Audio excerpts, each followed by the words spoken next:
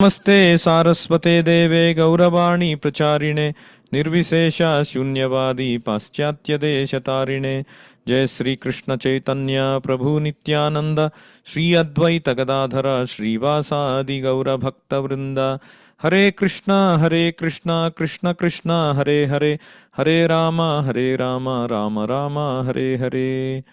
ओम नमो भगवते वासुदेवाय। ओम नमो भगवते वासुदेवाय। ओम नमो भगवते वासुदेवाय। Hare Krishna. Today we'll be discussing Bhagavad Gita as it is, chapter 2, text 51. Karmajam buddhi yukta hi phalam tyaktva manishinah janma bandha vinirmukta padam gacchantyanāmayam.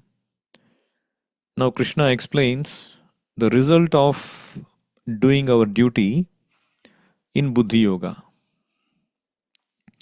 By doing our actions in Buddhi Yoga or in Krishna consciousness, what will happen? Usually our work in this material world, it produces phalam, some kind of phalam, either good result or bad result. So that is called karmajam. Ja means born. Janma means born. So karmajam means from our work is born some phalam. So what is that phalam? That janma bandha vinirmuktaha. That phalam gives rise to this birth, death, old age, disease, these kinds of miseries. As long as you work in this material world, you produce a result, and you will by dint of that result, you will have to take birth again in this material world, either good result or bad result.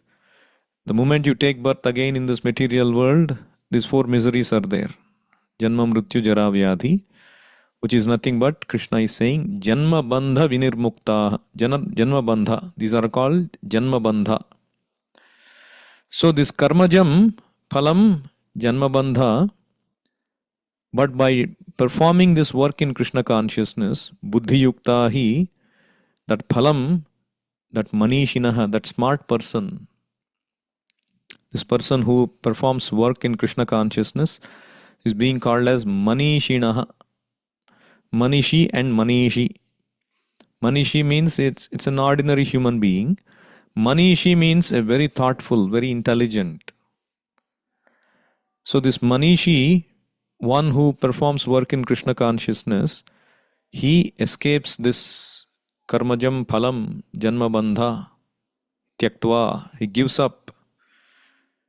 So karmajam buddhi yukta hi phalam tyaktva manishinaha janma bandha vinirmuktaha. He becomes freed from this bondage of janma bandha, janma mrityu jara vyadhi, which are called amayam. Amayam means miseries. And where will he go? He will go to padam gacchanti anamayam. He'll go to that place which is free from all miseries. Amayam means miseries. Anamayam means freed from all miseries. That padam, that place which is freed from all miseries, this person goes. Padam gacchanti anamayam. So, you see, in this material world, Krishna is characterizing this material world having these difficulties, janma mrityu jara vyadhi. Even though people like to advertise as the place of ultimate happiness, wherever you go, you will see billboards. Come enjoy here, come play here, casino, drink this, eat this, enjoy this. And they project this material world as the happiest place. And in history, time and again it has proved, even though people, they are all the time facing miseries, they want to be cheated by this illusory energy, making us think that this material world is the happiest place. The classic example was the ship we all know, the Titanic ship. It was advertised as a ship that could never sink. But the Titanic sank on the first voyage just after 4 days. It was at that time, way back in 1912, more than a century ago, it was built at the construction cost of 7.5 million and engaged thousands of workers. And it boasted of 892 people, remarkable 2 crew people for every 3 passengers. Just imagine the ratio of the staff. The amenities in that time, 1912, they had swimming pool, gymnasium, Turkish bathing, all these kinds of delicacies were served, everything they needed. And people, the greatest millionaires boarded, the realtors, the entrepreneurs, the industrialists, the artists, politicians, a lot of people boarded that. And they all were in very high spirit that the journey would be safe and enjoyable. And after 2 days, the captain began to receive warnings of ice and bad weather ahead. And so things kept on, there was not much sign of weather change. So the ship was sailing along. So the captain retired early that evening, leaving the ship in the hands of other crew members. He asked them to rouse him if situation became at all doubtful. So these crewmen, they were operating and they were overburdened by the demands from passengers. Obviously, it's a ship of sense gratification. They kept on demanding, I want this, I want that, oblivious to external surroundings. So they failed to respond to repeated bad weather warnings. They could have responded earlier, but they failed. Same thing happens when we are overburdened by our sense gratificatory desires. We will fail to look for the spiritual reality. When we are busy serving the needs of the body, we won't have time to look for the bad warnings. One who is bhogaishwarya prasaktanam tayapahrita chetasam vyavasayatmika buddhir samadhau na vidhiyate. That is why sense gratification is overburdening the spirit soul, which is failing to see the reality. The reality of disease is a reality, old age is a reality, death is a reality, ultimate reality, and one who dies, jatasya hi dhruva mrutyur dhruvam janma mrutasya cha. He has to take birth again unless he is liberated from this world. So they were overburdened and they failed to notice these warnings. And eventually it collided with this whatever. And there were holes in front of the compartment. It collided with the iceberg and they didn't take it so seriously because after all, it's an unsinkable ship. That's what it is told.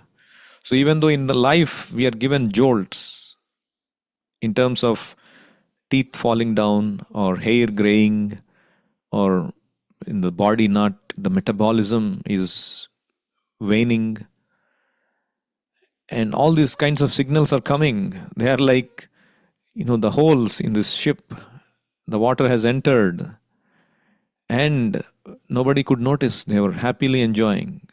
But a moment, after some days, couple of days, the reality set in that the Titanic was sinking.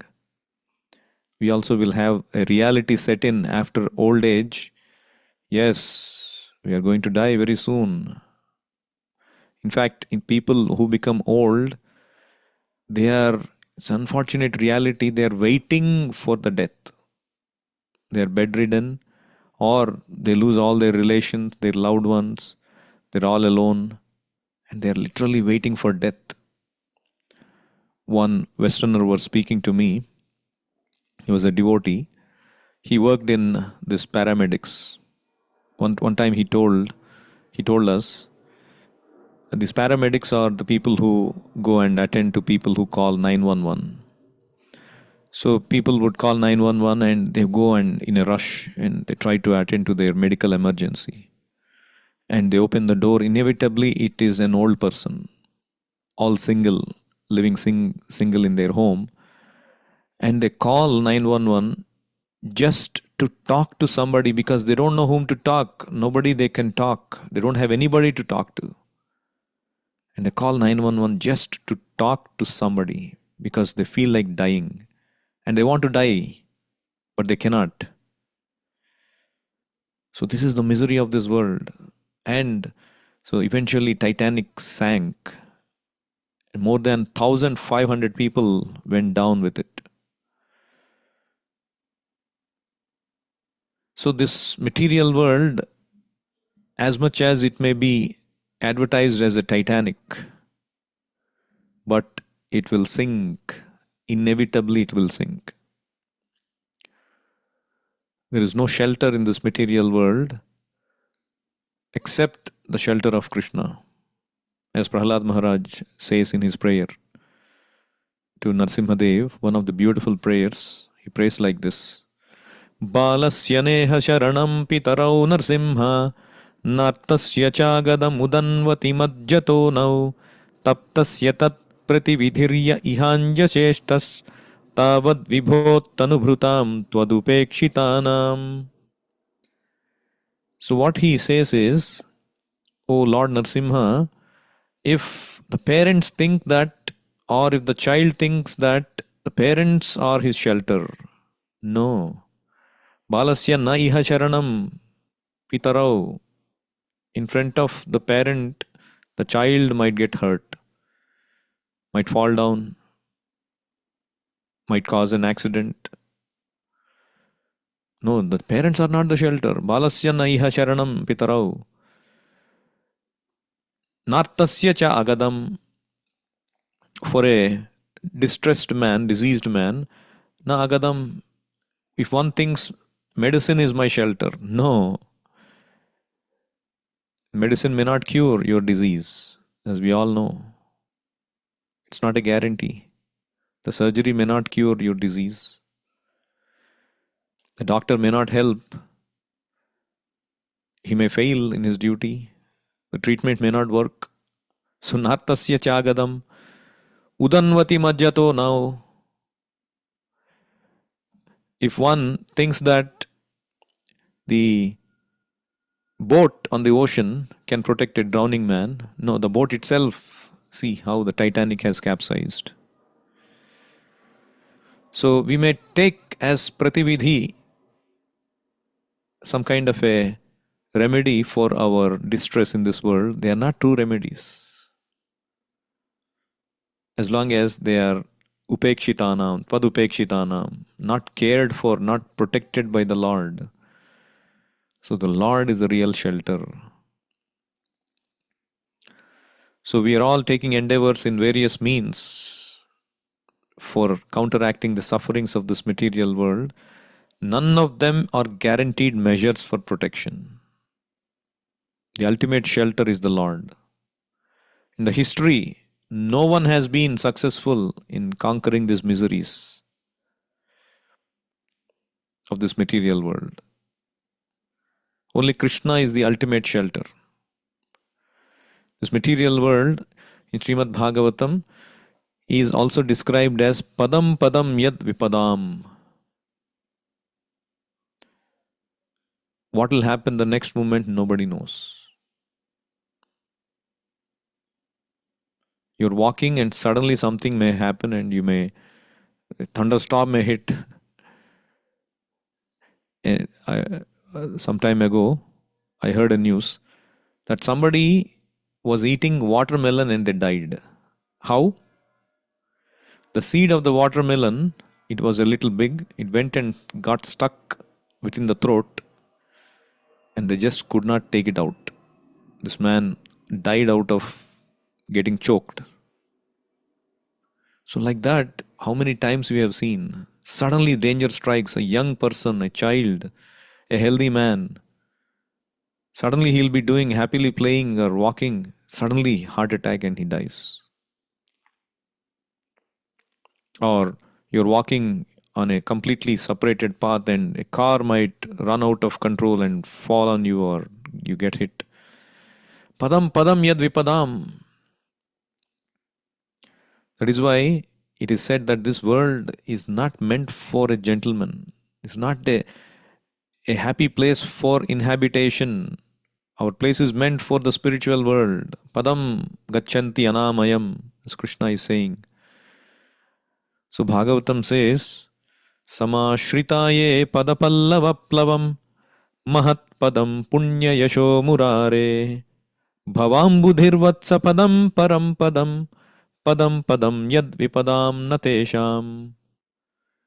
So it is said, Samashrita, one who takes shelter of Krishna's lotus feet, which is called Padapallava, the lotus buds, the lotus feet, which is like Plavam, the boat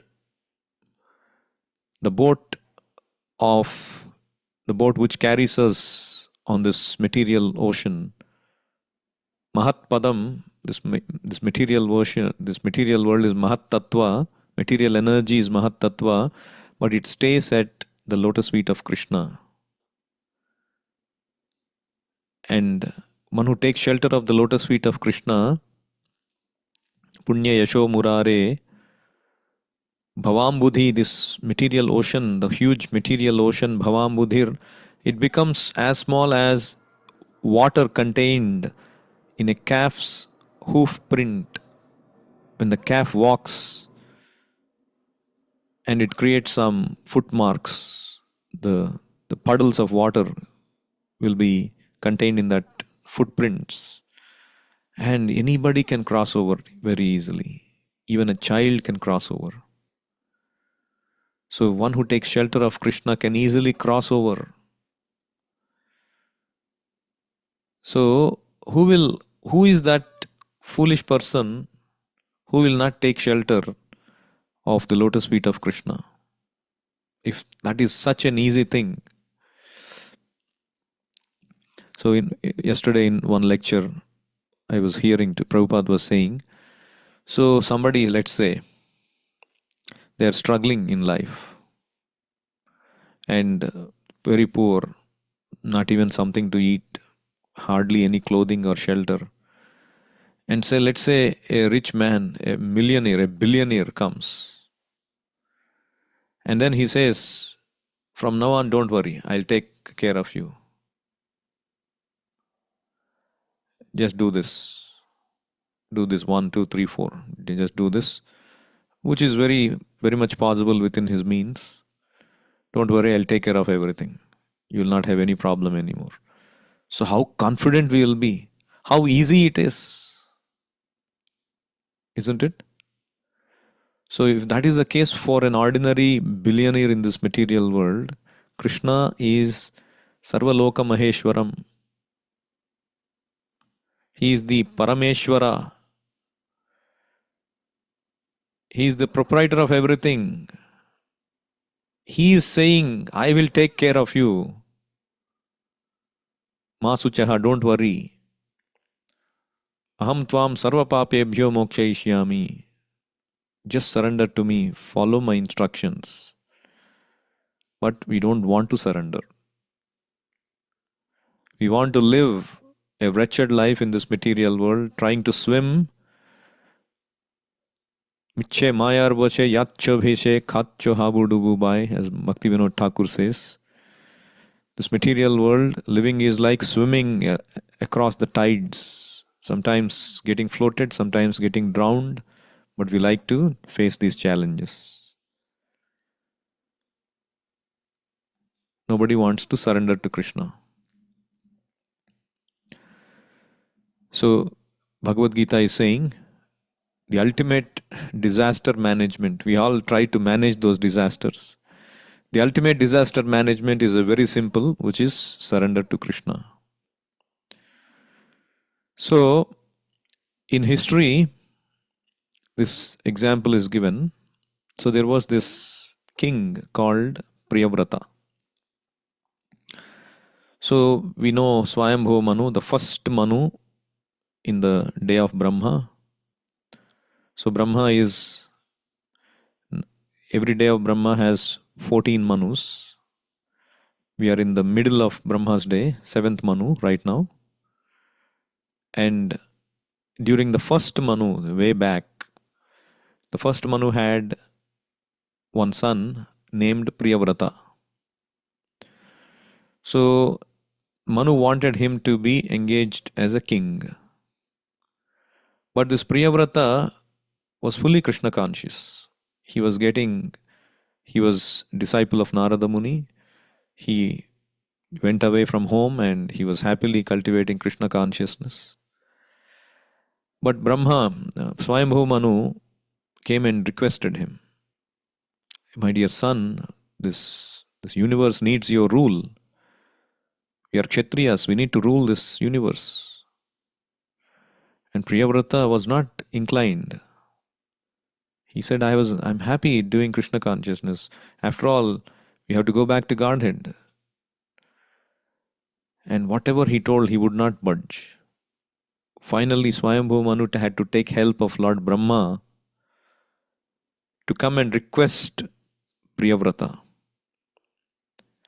And he knew that Priyavrata would be worried that, oh, if I take up the role as a king, I'll be in the middle of all this material affluence and I will lose my Krishna consciousness. And Lord Brahma, he assured him, don't worry. And he said like this, see, if you seek shelter inside the opening of the lotus of the feet of the Lord, then even if you accept material enjoyment, because it is the service of the Lord and you are always seeking shelter of the Lord, you will always be freed from the effects of material association. See, Prabhupada mentions, see this bumblebee, the bumblebee wants to taste the nectar, isn't it? The bumblebee is always after that honey.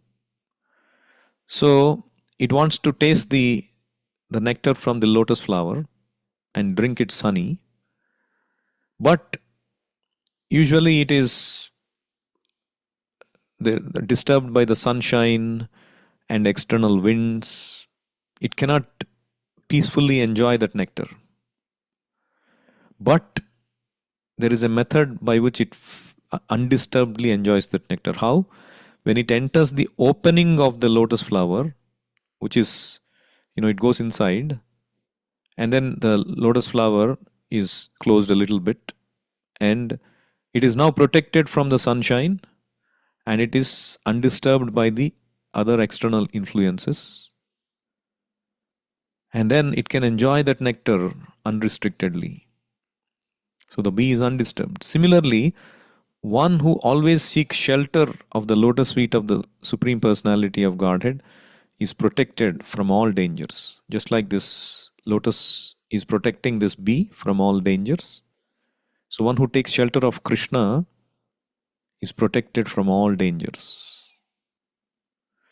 So similarly, Lord Brahma is instructing Priyavrata that even if you are in the middle of riches, if you are situated in your original position as the eternal servant of the Lord, if you carry out your orders, you will never fall, even in the midst of material enjoyment. So there is difference between the material enjoyment for which we are working hard for sense gratification and the material enjoyment given by the Lord for his service. Sometimes a devotee may appear to be in a very opulent position, but he accepts that position to follow the orders of the Lord. So a devotee is never affected by material influences. So the point is that only when you take shelter of the Lord, either you are poor or rich, you will not be affected by this material world. So Prabhupada says, the devotees in Krishna consciousness movement are preaching all over the world in accordance with the order of Sri Chaitanya Mahaprabhu. They have to meet many karmis, but by the mercy of Sri Chaitanya Mahaprabhu, they are unaffected by material influences. He has blessed them. Kabhuna badhibe tomara vishayat taranga punarapi yai thani pabe mora sange. A sincere devotee who engages in the service of the Lord, Sri Chaitanya Mahaprabhu, by preaching his cult all over the world, will never be affected by Vishaya Taranga, material influences. On the contrary, in due course of time, he will return to the shelter of the lotus feet of Lord Sri Chaitanya Mahaprabhu and will thus have perpetual association with him. So one should continue one's duty in the spirit of serving the Lord, whatever position he may be in. When Chaitanya Mahaprabhu went to South India one time, Kurma Kshetra, in one place, in one village, there was this Brahmana named Kurma. His name was Kurma. So he had invited the Lord for prasadam and he had given nice prasadam. The family honored him and washed his lotus feet and drank that water. And the Lord was about to leave after taking the prasadam. And this Brahmana, he became so attached to the Lord, he continued to meditate on the Lord's lotus feet. And he said, "Oh my Lord, kindly show me favor. I can no longer tolerate these waves of misery caused by materialistic life. Materialistic life is always miserable." And Chaitanya Mahaprabhu, he instructed him, "See, don't speak like that again. Better to remain at home and chant the holy name of Krishna and instruct everyone to follow the orders of Lord Krishna. And in this way, you be the Guru. Whoever you meet, you tell about Krishna. That way you become Guru. Instruct everyone to become Krishna conscious and try to liberate everyone in this land. And if you follow this instruction, your materialistic life at home will not obstruct your spiritual advancement." This is the instruction. And wherever Chaitanya Mahaprabhu went, he gave the similar instruction. So this is the beauty of Krishna consciousness. We can be whoever we are, we can be wherever we are. We can keep Krishna in the center, serve Krishna, take shelter of Krishna. Thereby, our material position will not influence or affect us. I'll stop here. Anyone has any questions or comments, feel free to unmute yourselves.